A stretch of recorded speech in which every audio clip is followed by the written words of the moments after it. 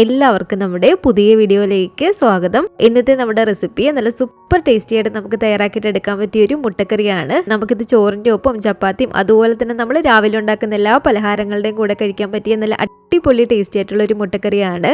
അപ്പോൾ വളരെ എളുപ്പത്തിൽ അതുപോലെ തന്നെ ടേസ്റ്റി ആയിട്ടുള്ള ഈ ഒരു മുട്ടക്കറി എങ്ങനെയാണ് തയ്യാറാക്കുന്നത് നമുക്കൊന്ന് കണ്ടു നോക്കാം. കൂടാതെ ഈ ഒരു വീഡിയോ കണ്ടുകൊണ്ടിരിക്കുന്ന സമയത്ത് നിങ്ങൾക്ക് ഇഷ്ടപ്പെടുവാണെങ്കിൽ മറക്കാതെ തന്നെ ഒരു ലൈക്ക് ബട്ടണും കൂടെ ഒന്ന് ക്ലിക്ക് ചെയ്യണേ. ചാനലൊന്ന് സബ്സ്ക്രൈബ് ചെയ്ത് സപ്പോർട്ടും കൂടി ചെയ്യുക.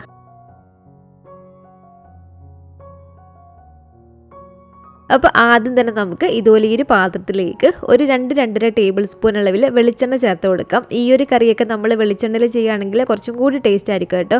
എണ്ണയിൽ നിന്ന് ചൂടായിട്ട് വരുന്ന സമയത്ത് ഇനി നമുക്കിതിലേക്ക് വേണ്ടത് ഒരു ചെറിയ കഷ്ണം കറുവപ്പട്ടയാണ്, അതുപോലെ തന്നെ ഒരു 2 ഗ്രാമ്പും 2 ഏലക്കയാണ് കേട്ടോ. ഇത് ചെറിയൊരു കഷ്ണം തക്കോലം എടുത്തിട്ടുണ്ട്. ഇതെല്ലാം കൂടി നമുക്ക് ഈ ഒരു എണ്ണയിലേക്ക് ഇട്ട് കൊടുക്കാം. ഇതുപോലെ ചെറിയൊരു ബേ ലീവ്സും കൂടി ഇട്ട് കൊടുക്കുകയാണ്. അതുപോലെ തന്നെ ഒരു 1/2 ടീസ്പൂൺ അളവിൽ പെരിഞ്ചീരകം കൂടി ഇട്ട് കൊടുത്തിട്ട് നന്നായിട്ട് ഇതുപോലെ ഇളക്കിയിട്ട് എടുക്കുക. പിന്നെ നമുക്കിതിലേക്ക് വേണ്ടത് ഇതുപോലൊരു 3 വറ്റൽമുളകാണ്. ആ ഒരു വറ്റൽമുളകും കൂടി ഇട്ട് കൊടുത്തിട്ട് നന്നായിട്ടൊന്ന് ഇളക്കിയിട്ട് എടുക്കുകയാണ്. അപ്പോൾ അതെല്ലാം ചേർത്ത് ഇതുപോലെ നന്നായിട്ടൊന്ന് ഇളക്കിയെടുത്തതിന് ശേഷം ഇതൊരു 4 ചെറിയ സവാള ഇതുപോലെ തിരി പൊടിയായിട്ട് കട്ട് ചെയ്തെടുത്തിരിക്കുന്നതാണ് കേട്ടോ.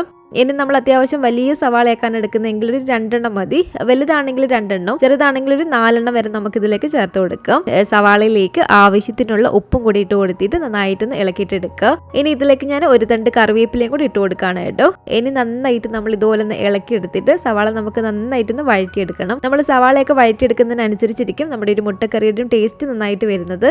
ഇതുപോലെ ഇളക്കി കൊടുത്ത് ഏകദേശം സവാളയൊന്ന് വഴണ്ടി വരുന്ന സമയത്ത് 2 ടീസ്പൂൺ അളവിൽ ഇഞ്ചി വെളുത്തുള്ളി പേസ്റ്റാണിത്. അതും കൂടി നമുക്ക് ഇതിലേക്ക് ഇട്ട് കൊടുക്കാം. വീണ്ടും നന്നായിട്ട് ഇതുപോലെ ഇളക്കിയിട്ട് എടുക്കുക.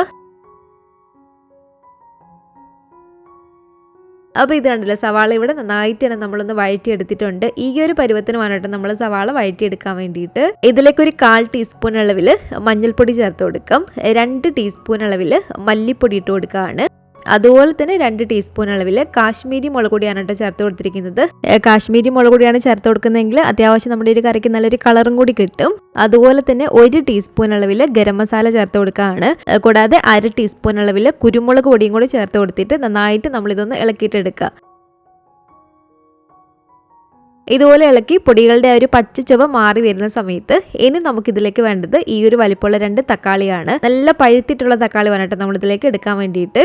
അപ്പോൾ തക്കാളി ഇതുപോലെ ഒന്ന് കട്ട് ചെയ്തെടുത്തതിന് ശേഷം ഈ ഒരു മിക്സിയുടെ ജാറിലേക്ക് ഇട്ട് കൊടുക്കുകയാണ്. ഒട്ടും തന്നെ വെള്ളമൊന്നും ചേർക്കാതെ തന്നെ നല്ല ഫൈനായിട്ട് നമ്മൾ ഇതുപോലെ ഒന്ന് അരച്ചിട്ടെടുക്കുക. അപ്പോൾ ഇത് കണ്ടില്ലേ, ഇതുപോലെ നന്നായിട്ട് ഞാനൊന്ന് അരച്ചെടുത്തിട്ടുണ്ട്. അപ്പോൾ ഒരു തക്കാളി അരച്ചെടുത്തതും കൂടെ നമുക്കിതിലേക്ക് ഒഴിച്ചു കൊടുക്കാം. എന്നിട്ടൊരു മീഡിയം ഫ്ലെയിമിലിട്ട് കൊടുത്തിട്ട് ഒരു 5-6 മിനിറ്റോളം തന്നെ നമ്മൾ നന്നായിട്ട് ഇതൊന്ന് ഇളക്കിയിട്ടെടുക്കണം കേട്ടോ. കാരണം ആ ഒരു തക്കാളിയുടെ പച്ചച്ചവ പൂർണ്ണമായിട്ട് മാറി കിട്ടണം. ആ ഒരു പച്ചച്ചവ മാറി വന്നതിന് ശേഷം മാത്രമേ നമ്മളിതിലേക്ക് വെള്ളമൊക്കെ ചേർത്ത് കൊടുക്കാവുള്ളൂ. ഈ ഒരു സമയത്ത് ഇതിൻ്റെ ഉപ്പ് നോക്കിയിട്ട് ആവശ്യത്തിനുള്ള ഉപ്പും കൂടി ചേർത്ത് കൊടുക്കേണ്ടതാണ്. അപ്പോൾ ആവശ്യത്തിനുള്ള ഉപ്പും കൂടി ഇട്ട് കൊടുത്തിട്ടുണ്ട്. അപ്പോൾ കുറച്ച് സമയം നന്നായിട്ട് ഇളക്കി കൊടുത്ത് തക്കാളിയുടെ ഒരു പച്ചച്ചവ പൂർണ്ണമായിട്ട് മാറിയെന്ന് ഉറപ്പ് വരുത്തിയതിന് ശേഷം ഇനി നമുക്കിതിലേക്ക് ചേർത്ത് കൊടുക്കേണ്ടത് വെള്ളമാണ്. ടോട്ടൽ നമുക്കിതിലേക്ക് 2 കപ്പ് അളവിൽ വെള്ളമാണ് ഇട്ട് ചേർത്ത് കൊടുക്കേണ്ടത്. അപ്പോൾ ആദ്യം ഇതുപോലെ 1 കപ്പ് അളവിൽ വെള്ളം ചേർത്ത് കൊടുത്തിട്ട് നന്നായിട്ടൊന്ന് ഇളക്കിയിട്ടെടുക്കുക.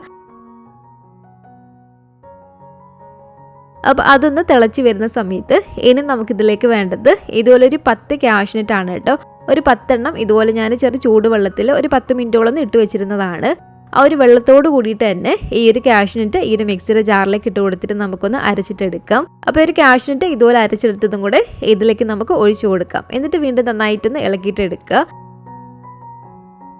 അതിനുശേഷം നമ്മൾ തീ നന്നായിട്ട് കുറച്ച് വെച്ച് കൊടുത്തിട്ട് ഒരു 3-4 മിനിറ്റും കൂടി ഇതുപോലെ ഒന്ന് അടച്ചു വെച്ച് കൊടുക്കുക. ഇനി നമുക്കിതിലേക്ക് വേണ്ടത് ഈ ഒരു ഗ്രേവിയുടെ അളവിൽ ഒരു 8 മുതൽ 10 മുട്ട വരെ നമുക്ക് ഇതിലേക്ക് എടുക്കാവുന്നതാണ്. ഞാനിപ്പോൾ ഇവിടെ ഒരു 10 കോഴിമുട്ട ഇതുപോലെ നന്നായിട്ടൊന്ന് പുഴുങ്ങിയെടുത്ത് വെച്ചിട്ടുണ്ട്. എന്നിട്ട് നമുക്കിതൊന്ന് വരഞ്ഞു കൊടുക്കാം. നമുക്ക് ഇഷ്ടമുള്ള രീതിയിൽ ഇത് വരഞ്ഞിട്ടെടുക്കാവുന്നതാണ്.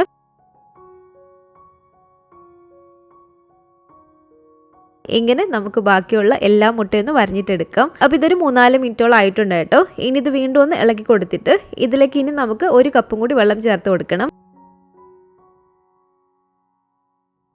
ഈ ഒരു സമയത്ത് ഇതിലേക്ക് ഒരു പച്ചമുളക് വേണമെങ്കിൽ ഇതുപോലെ നെടുകെ കട്ട് ചെയ്തതും കൂടി ഇട്ട് കൊടുക്കാം. ഇനി ഒരു ഗ്രേവി ഇതുപോലെ തിളച്ച് വരുന്ന സമയത്താണ് നമുക്ക് ഈ ഒരു മുട്ട ഇതിലേക്ക് ഇട്ട് കൊടുക്കേണ്ടത്. അപ്പോൾ ഒരു മുട്ട മുഴുവനും ഇതിലേക്ക് ഇട്ട് കൊടുത്തിട്ട് നന്നായിട്ടൊന്ന് ഇളക്കിയിട്ടെടുക്കുകയാണ്.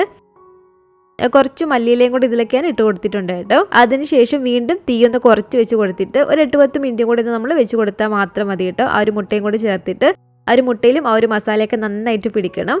അത്രയും സമയം നമ്മൾ തുടർച്ചയായിട്ട് ഇത് അടച്ചു വെച്ച് കൊടുക്കരുത്. ഇടയ്ക്ക് ഇതുപോലെ തുറന്നൊന്ന് ഇളക്കി കൊടുക്കണം കേട്ടോ.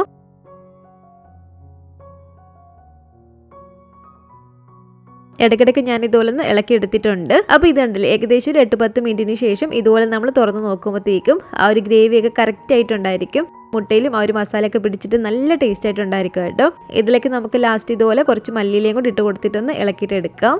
ഇതിലിപ്പം ഉപ്പും എരിവും എല്ലാം കറക്റ്റ് അളവാണ്. അപ്പോൾ ഇതുണ്ടല്ലേ, ഇത്രയേ ഉള്ളൂ. വളരെ സിമ്പിൾ ആയിട്ടുള്ള എന്നാൽ നല്ല അടിപൊളി ടേസ്റ്റി ആയിട്ടുള്ള നമ്മുടെ ഒരു മുട്ടക്കറി ഇവിടെ റെഡി ആയിട്ടുണ്ട്. ഇതുപോലെ നല്ല ചൂടോട് കൂട്ടിയിട്ട് നമുക്ക് സെർവ് ചെയ്യാവുന്നതാണ്. ഇത് നമുക്ക് ചോറിൻ്റെ ഒപ്പം അതുപോലെ തന്നെ ചപ്പാത്തിയും അപ്പവും പൊറോട്ടയും ഇടിയപ്പം എല്ലാത്തിൻ്റെ ഒപ്പം കഴിക്കാൻ നല്ല അടിപൊളി ടേസ്റ്റ് ആണ് കേട്ടോ. അപ്പോൾ ഈ ഒരു രീതിയിൽ നിങ്ങൾ മുട്ടക്കറി ഉണ്ടാക്കി നോക്കിയിട്ടില്ലെങ്കിൽ തീർച്ചയായിട്ടും ഒന്ന് ട്രൈ ചെയ്ത് നോക്കുക. ഉണ്ടാക്കി നോക്കുകയാണെങ്കിൽ നിങ്ങളുടെ അഭിപ്രായങ്ങളൊക്കെ മറക്കാതെ തന്നെ നമ്മുടെ കമൻറ്റ് ബോക്സിൽ വന്ന് അറിയിക്കണേ.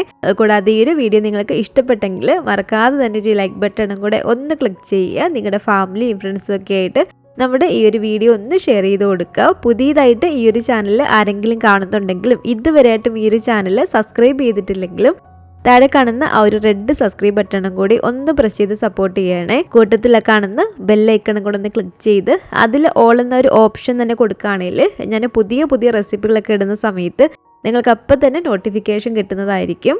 ഇൻഷാ അല്ലാഹ് വീണ്ടും നമുക്ക് ഇതുപോലെ നല്ലൊരു റെസിപ്പി ആയിട്ട് കാണാം.